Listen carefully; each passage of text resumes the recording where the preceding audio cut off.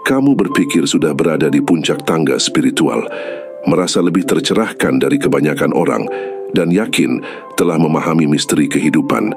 Tapi apakah kamu benar-benar sedang naik ke level yang lebih tinggi, atau justru terperangkap dalam ilusi yang lebih halus? Banyak orang yang mengaku spiritual justru jatuh ke dalam tipuan yang tidak mereka sadari. Parahnya, semakin dalam mereka tenggelam, semakin mereka merasa benar, dan semakin sulit menerima kenyataan bahwa mereka telah tertipu. Jadi, sebelum kamu melangkah lebih jauh, kamu harus tahu apa saja tipuan yang sudah disiapkan di sepanjang jalan ini. Ini bukan sekedar cobaan kecil. Ini adalah ilusi yang bisa membuatmu terjerumus dalam kegelapan, meskipun kamu merasa sedang menuju cahaya. Jadi apakah kamu siap untuk menggali lebih dalam dan menghadapi kemungkinan bahwa mungkin, hanya mungkin, kamu juga telah tertipu? Jika iya, maka bersiaplah. 1. Ilusi kesucian. Merasa lebih tahu dan murni.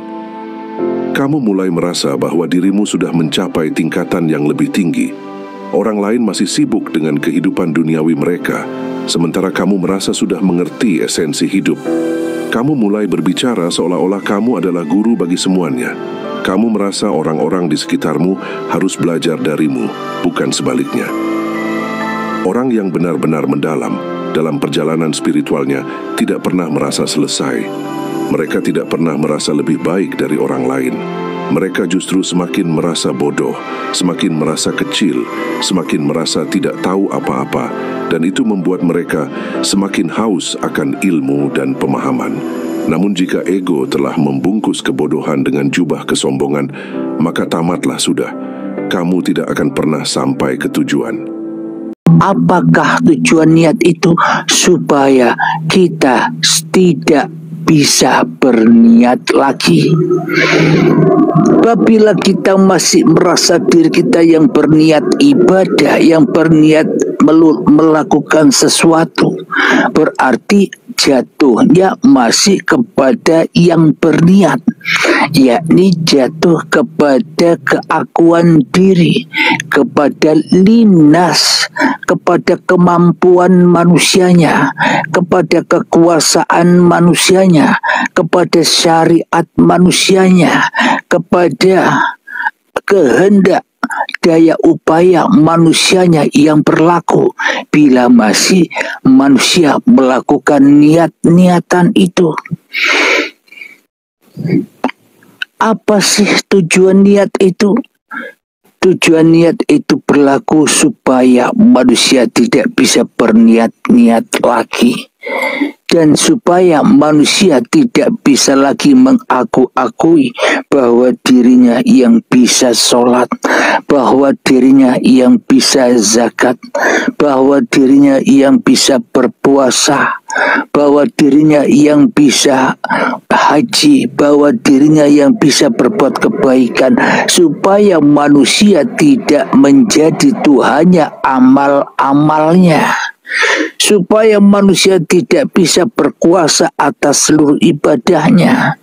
Maka tepatlah dengan ayat Inna sholati wa nusuki wa mahyaya wa mamati lillah, bahwa sesungguhnya ibadah dan sholat, bahkan hidup dan matimu adalah bukan linas, bukan milikmu, tapi lillahi rabbil alamin. Akan tetapi semua itu hanya milik Allah yang berkuasa atas alam semesta ini. Yakni apa maknanya? Apa yang kita lakukan itu semuanya puluhan tahun lamanya itu bukan lakunya badan, bukan lakunya manusianya, bukan olahraga manusianya. Akan tetapi selama ini kita sudah puluhan tahun tidak menyadari itu, karena kita belum sampai ke dalam atau sampai ke tempat Sidratul Muntaha, karena kita selama ini kita tidak pernah kenal Tuhan, karena selama ini kita yang masih menjadi Tuhan. Maka dari itu tidak akan sampai amal-amal yang kita kerjakan bila kita tidak hantarkan langsung kepada kehadirat Tuhan. Bila kita beramal namun kita tidak naik ke Sidratul Muntaha. Apa sih Sidratul Muntaha itu? Sidratul Muntaha itu adalah kesadaran diri. Ketika kita belum menyadari apapun yang kita lakukan bahwa semua itu bersumber dari Allah, dari Tuhan, dari Allah, dari Sang Hyang Widi, dari Bapa, dari Romo, dari Gusti dan sebagainya. Selama itu pula kita masih menjadi Tuhannya diri, menjadi Tuhan pada dirinya sendiri. Kita selama ini mengaku bertuhan tapi menolak Tuhan. Maka dari itu semua amalnya akhirnya dimakan sendiri. Sholat dimakan sendiri, ibadahnya dimakan sendiri. Ya selamanya dompetnya kosong terus.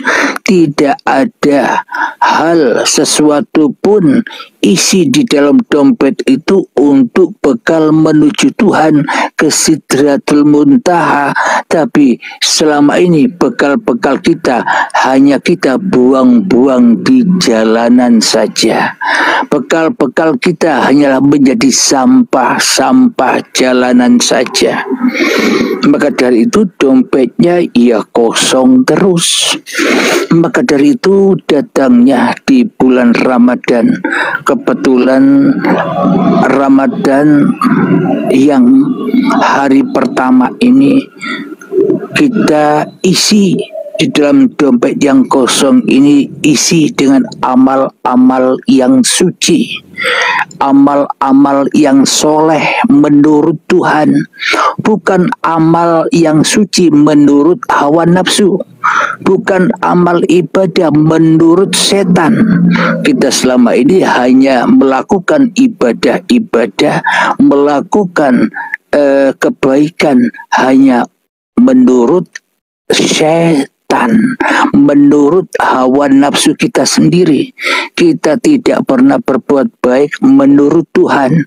Kita tidak pernah beramal soleh menurut Tuhan.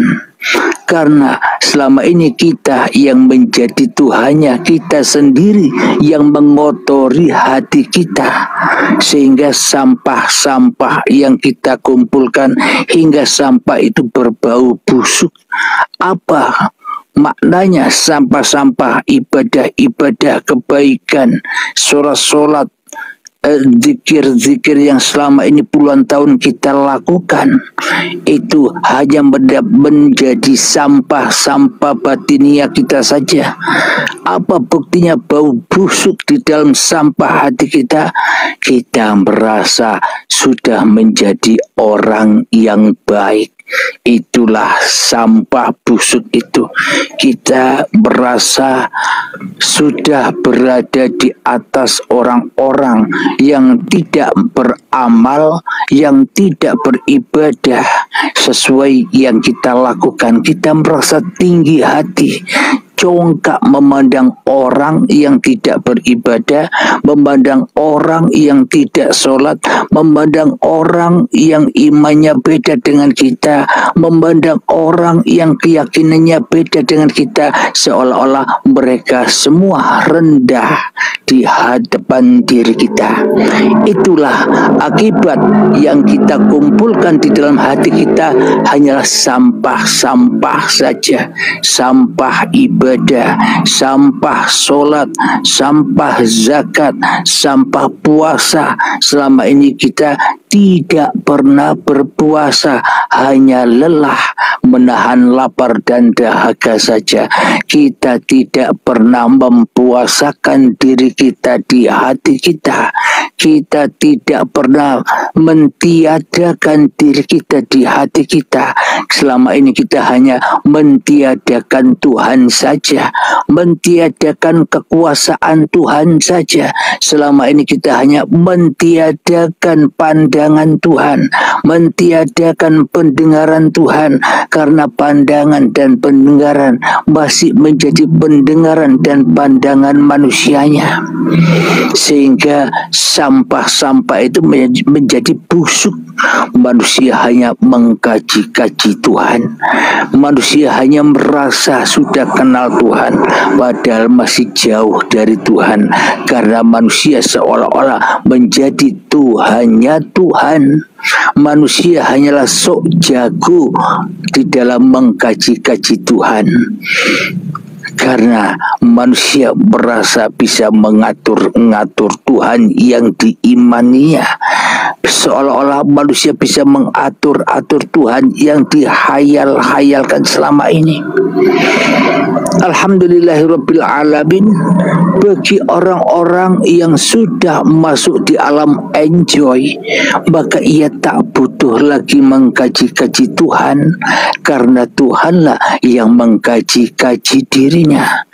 Dia tidak butuh dengan Tuhan, karena Tuhanlah yang butuh kepada dirinya. Dia mah enjoy saja.